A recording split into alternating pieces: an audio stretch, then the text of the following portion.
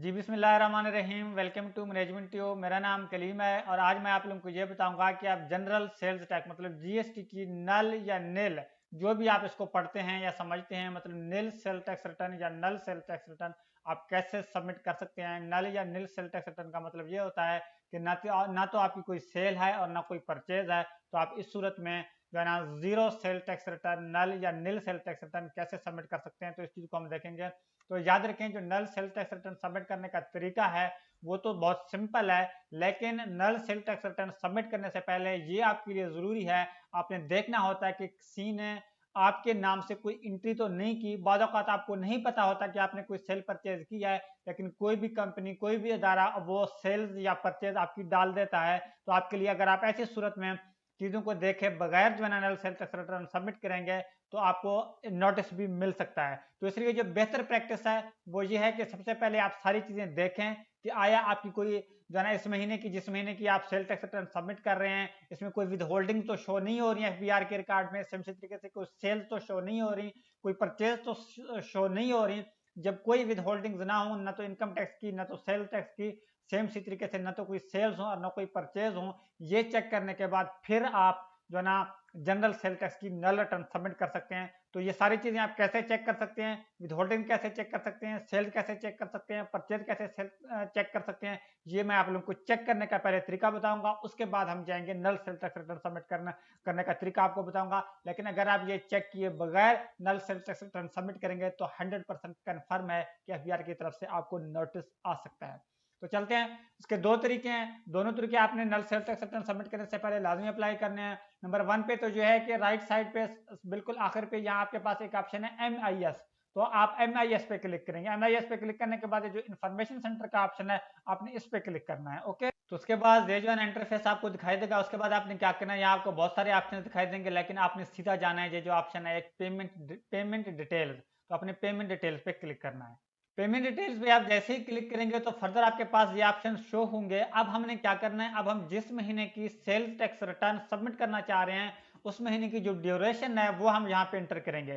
Payment date मतलब कि अभी मैं मार्च में हूँ, आज 16 मार्च है, तो अभी मैं रिटर्न कौन से महीने की सबमिट करना चाह रहा हूँ, फरवरी 2025 की करना चाह रहा हूँ ना। आज 16 मार्च 2025 है, तो मैं 16 मार्च 2025 है, मैं यकुम फरवरी से 28 फरवरी 2025 की रिटर्न सबमिट करना चाह रहा हूं। तो यहाँ पेमेंट डेट में फ्राम से टू, ये जो हमारे पास दो ऑप्शन है, कब से कब तक की रिटर्न, जिस भी महीने की आप रिटर्न सबमिट करना चाह रहे हैं वो डेट यहाँ आप इंटर करेंगे। ओके, तो यहाँ मैं क्या करूंगा, फरवरी सॉरी 2025 पहले सेलेक्ट किया, फरवरी यकुम फरवरी, और मैं क्या करूंगा 28 फरवरी तक ये मैं चेक करना चाह रहा हूँ कि हमारी कोई विद होल्डिंग कोई सेल वगैरह तो नहीं है।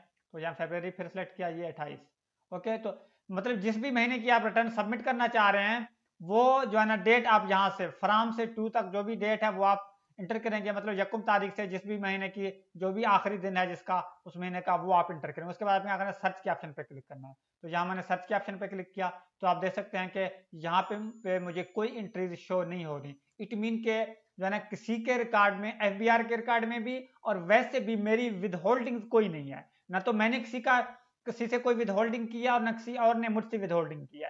अगर किसी ने मुझसे कोई विद होल्डिंग की होती या जाहिर बात है सेल्स और परचेज पे, या मैंने किसी से कोई परचेज या सेल की हो, तो ये विद होल्डिंग में मुझे यहाँ पे शो होती। तो इट मीन कि विद होल्डिंग कोई नहीं है। ओके, अब इसके बाद हम जाएंगे, अगेन आप सर्च पे क्लिक करके देखें। ओके, लेकिन बार बार क्लिक करने के बाद भी कोई रिजल्ट शो ना हो तो कहने का मतलब यह है कि विद होल्डिंग्स नहीं है। अब हम जाएंगे, कोई सेल या परचेज तो किसी ने कोई इंटर तो नहीं कर दी। एक तो हमें पता होता है कि भाई इस फलाने महीने की हमें जहाँ नल रिटर्न सबमिट कर सकते हैं, हमारी ना तो कोई सेल है ना कोई परचेज है। फिर भी ये चीजें हमें देखनी चाहिए, किस लिए देखनी चाहिए कि बाज़ औक़ात लोग इंट्रीज कर देते हैं। ओके, तो विद होल्डिंग्स नहीं है। अब हम सेल और परचेज की तरफ जाएंगे कि जो है ना फरवरी 2025 की किसी ने कोई सेल या परचेज तो हमारे रिकॉर्ड में नहीं डाली। उसको चेक करने का क्या तरीका है, सबसे पहले जो आप टैब ओपन कर चुके हैं इसको हम क्लोज कर देंगे, जो क्रॉस का ऑप्शन है इस पर क्लिक करेंगे। ओके, तो उसके बाद अगेन हम एफबीआर आईआरएस पोर्टल पे आ जाएंगे। अब हम क्या करेंगे, हमारे पास एक ऑप्शन है, तो यहाँ पे आने के बाद हमारे पास MIS के साथ एक ऑप्शन है इनवॉइस मैनेजमेंट। उसके बाद आपने क्या करना है, जो इनवॉइस मैनेजमेंट का ऑप्शन है इस पे क्लिक करना है।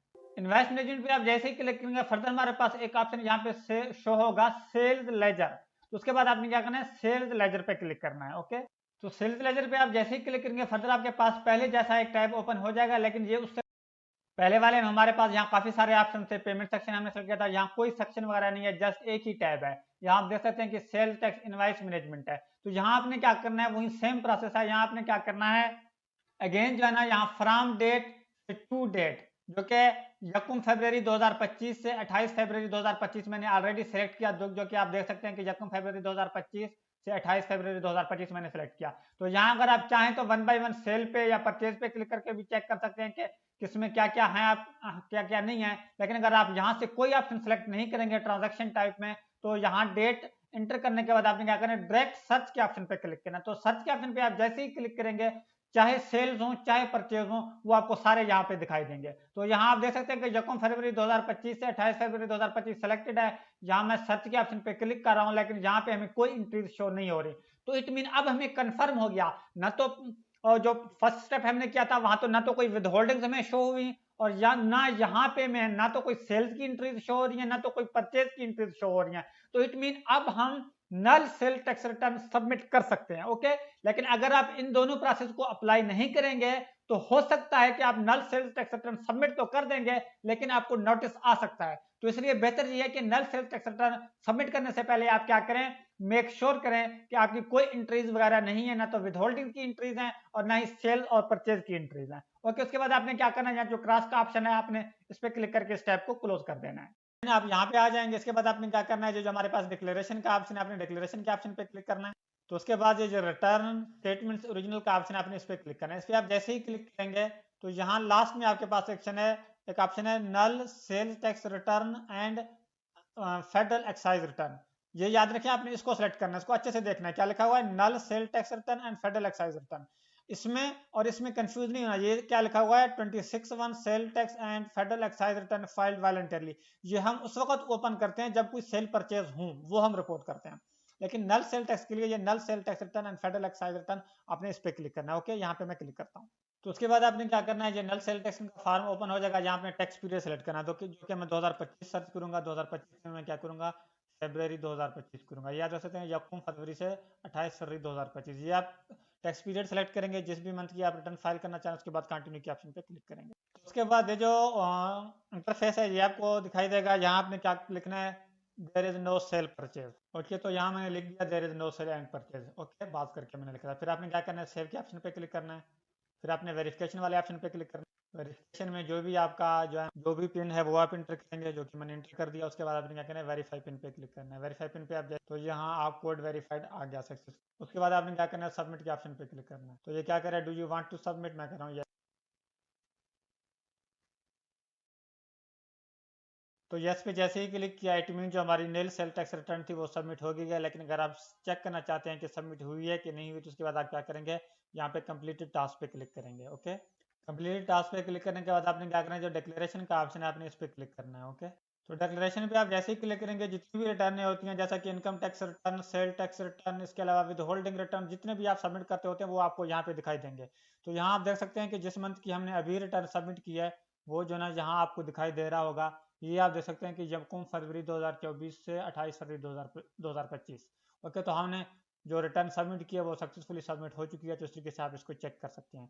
ठीक है, लेकिन ये याद रखें, इस तरीके से रिटर्न आप सिर्फ उस सूरत में सबमिट कर सकते हैं जब आपकी कोई भी सेल ना हो, और एक मरतबा भी आपकी कोई सेल हो, जब आप नल रिटर्न के अलावा जो कंप्लीट रिटर्न है वो सबमिट करेंगे, तो उसके बाद आप नल रिटर्न अवेल नहीं कर सकते, क्योंकि फिर या तो आपके कैरी फॉरवर्ड होने हैं, या फिर जो ना और डिटेल्स होते हैं जो आपने इंटर करने होते हैं। जब कोई भी सेल ना हो, अब आप मेरी बात को समझ रहे होंगे, तब आप इस तरीके से को फॉलो कर सकते हैं। अदरवाइज नील सेल टैक्स रिटर्न, जो कि मैंने आप लोगों को अभी बताया, इस तरीके से आप इसको सबमिट नहीं कर सकते।